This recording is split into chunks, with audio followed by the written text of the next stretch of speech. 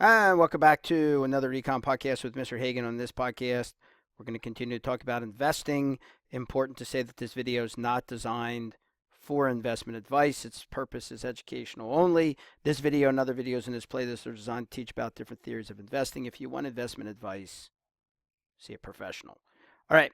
So on the previous video, we were talking about uh, the random walk theory. And the random walk theory says this. I just want to summarize this again because it's super important. The random walk theory says this. It says firm foundation, uh, looking at earnings and dividends and so forth, and trying to use that to figure out which companies to buy isn't going to work because nobody knows what the future is, no matter how fancy your models are. Then the random walk is going to say the castle in the air. That also doesn't work. The castle in the air theory also doesn't work because it just used graphs and price patterns to try to figure out what companies you should buy that are going to do well in the future. And the random walk guys are going to say none of this works. This castle in the air, this firm foundation, none of this really works because nobody really knows what companies are going to do in the future. Nobody can really know that. And so as a result of that, we need to find some new way of investing. And these guys say the new one way of rethinking how we're going to engage in investing is instead of trying to pick the right companies, we're going to try to measure risk. And to measure risk, we had to think about the concept of total return, the total return that a company gets each year, which we talked about on the previous video. And then we want to use that total return to think about the concept of risk. And then we're going to use standard deviation, which we did on a previous video and are going to continue in this video. We're going to use standard deviation to measure risk. Okay, so let's think about two companies here. I have Firm A and Firm B. And we're looking at data on these two companies. Firm A, we have 5 years of data. Firm A in year one had a 22% return. The next year they got a 15% return. The next year they had a 3%. They had only a 1% return. Year four they got a 9% return. Year five they had a 33% return. Year B, some other company that we could potentially buy, their returns were 18%, 15, 16, 14, and 17. So the question is, which one of these firms, which one of these companies would be a better deal for us to invest in? Which one would be better in terms of which one would be a better purchase for us? Which company do we want to buy? And so to do that, instead of thinking about yields and PD ratios and price charts and all that kind of stuff, instead we're going to calculate for each of these two companies what was their average rate of return and what was the standard deviation, what was their average distance from the average. So let's start with company A. Company A, we get this. So what I'm going to do for company A, I'm going to focus on firm A now. I'm going to calculate what was their average total return over this 5-year period, and then what was their standard deviation over this 5-year period. So I would encourage you to pause the video and try this. Try to do this. We did these calculations on the previous video. Pause it and try to use the standard deviation formula and do this calculation yourself. Okay, so I'm gonna do it myself. So hopefully you tried it and we'll see how you did. Here's what I got. So here's how I did these calculations. Notice I dropped the percent signs when I'm doing my math work. The average return for firm A, they returned 22% on year one, plus 15% on year two, 1 on year three, 9 year four, and 33% on year five. So I add those up, divide by 5, and I get an average return of 16% per year. This company returned 16% per year. Some years they were above it, some years they were below it, some years they were a lot above it, some years they were just a little bit below it, whatever, but they had, if you average it out, they were getting 16% per year. Then we want to calculate the standard deviation. How much did this company deviate? Did their typical year, how far did they deviate from the 16% average? So On year one, they were a little bit above that average. On year two, they were just a tiny bit below. On year three, they were way below. Year four, they were pretty far below. And year five, they were way above. So what is the average distance from the average? So we're going to use standard deviation to calculate that. So I do the return in year one minus the average, square it to get rid of negatives. The return in year two, which was 15%, minus the average, square it. Plus year three, 1 minus 16, square it. Year four, 9 minus 16, square it. Year five, 33 minus 16, and square it. Okay? And so those numbers I went through and I did those numbers. Here, I'm going to do them here with you. So we got 22 minus 16 is 6, and then you square it, and that would be 36. Okay? That's this minus this, square it. 15 minus 16 is -1. Square it is just 1. 1 minus 16 is 15, and then you have to square that, and that would be 225. That would be 225. And then 9 minus 16, that is -7. Square it, and that's going to be 49. And then my last one is 33 minus 16.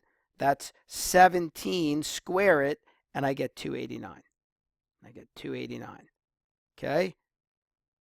Sorry, that's kind of hard to read. Just let me rewrite that. It's going to be a 289. That's 17 squared. Then what I do is I add these together. 36 plus 1. So let me do it. 36 plus 1 plus this one, I think I wrote that wrong. That should be 225. Sorry, I wrote 222. This should be 225. Sorry, that was 15 squared is 225. So plus, so where was I? I was at 37 plus 225 plus 49 plus 289, and I get 600. So this all adds up to 600. So I get the square root of 600 divided by 5. 600 divided by 5. Now, I got to do this first before I take the square root at the end. So I got to do 600 divided by 5 is 120. So I get the square root of 120. Take the square root of 120. And the square root of 120 turns out to be, I have 10.47 here. I'm sorry. It should be 10.95. Okay. That should be equal to 10.95. So let's just fix this here. This should be 10.95. That should be 10.95. Okay, so then we got to say, so we calculated what the average was. We calculated what the standard deviation was. So let's look at what those numbers actually mean. So those are the calculations. If we come back here to what those numbers actually mean, we simply see this. We see that Company A averaged a 16% return per year. That was their average with a standard deviation of 11. That means sometimes, some years you were 11%. On average, you were 11% above or below that 16. That's what the standard deviation means. Okay? You average 16% per year, but on average, you were on any average given year, you were 11 points above or below that. Okay? That's what that standard deviation means. Now, let's do the same thing for Company B. Now, I'm going to do it faster this time. I would ask you to go ahead and pause right now and try it yourself, and then I'll come back and do it. So go ahead, pause it, try to calculate the average and standard deviation for firm B. Okay, so now I'm going to do those calculations, and here's what I got. So for firm B, I took 18 plus 15 plus 16 plus 14 plus 17. Those are the returns from up here. Add them together, divide by 5, and look at this. I get the exact same average. Okay, Firm B also averaged a 16% return per year. Then I calculated the standard deviation. Now, I'm not going to go through all the details like I did for firm A, because you can go back and look how I did that. I'm just going to go through what this would be, what the formula looks like. It'd be 18 minus 16, year 1 minus the average, square it, plus year 2 minus the average, square it. Year 3 minus the average, square it. Year 4 minus the average, square it. Year 5 minus the average, and square it. Get that number, whatever that number is, divide that number by 5, and then take the square root of it. Okay? And it's important that you do it in that order.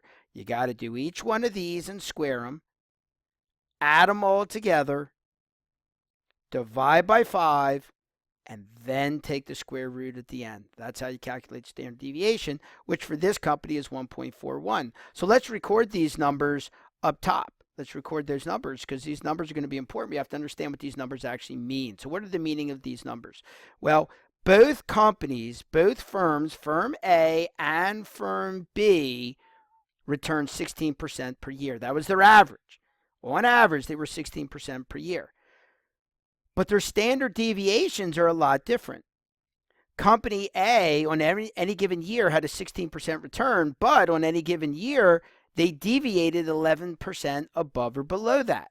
So they had a lot of up and down. There had a lot of years where they were way above 16 and a lot of years that they were way below 16. Here's a way below 16. Here's a way above 16.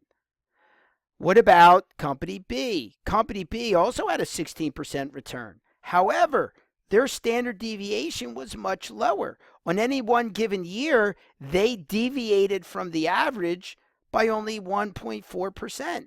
On any given year, they might have been 1.5% above or 1.5% below this average. Okay? And look at it. Look at these. They don't go very far above the average. 18 is a little bit above. 15's a little bit below. 16's right on. 14's a little bit below. 17's a little bit above. So the key here is Company A gave a 16% return after 5 years, but you had to put up with a lot of ups and downs. Lot of ups and downs along the way. Lot of ups and downs measured by a large standard deviation. Firm B, they also had a 16% return per year, but they had very few ups and downs. Okay, it just bounced around a little bit up and down around that 16% average. So, given these, which one would we prefer? Well, we always prefer, as long as the average is the same, we always prefer a lower standard deviation. Because lower standard deviation, that's how we measure risk. The higher the standard deviation, the higher the risk. The lower the standard deviation, the lower the risk. So if we can get a 16% return with low risk, that would be better. That would be preferable than a 16% return with high risk. Why take the higher risk if you can get the same return with lower risk? So here's the basic concept. Here's the basic idea we want to take away from this. My general rule is this. The greater the standard deviation, the greater the standard deviation, the greater the risk. The greater the standard deviation, the greater the risk. So one of the big ideas for random walk theory is to measure risk, and we measure risk by looking at standard deviation. How much ups and downs do you have to deal with when you hold a company? Okay? The greater standard deviation, the greater the risk. Okay, we'll talk a lot more about risk on some upcoming podcasts, and we'll talk a lot more about how random walk theorists will use risk in order to build a portfolio. All right, this has been Mr. Hagan on another Econ podcast. Thanks for joining me, and we'll see you on the next Econ podcast.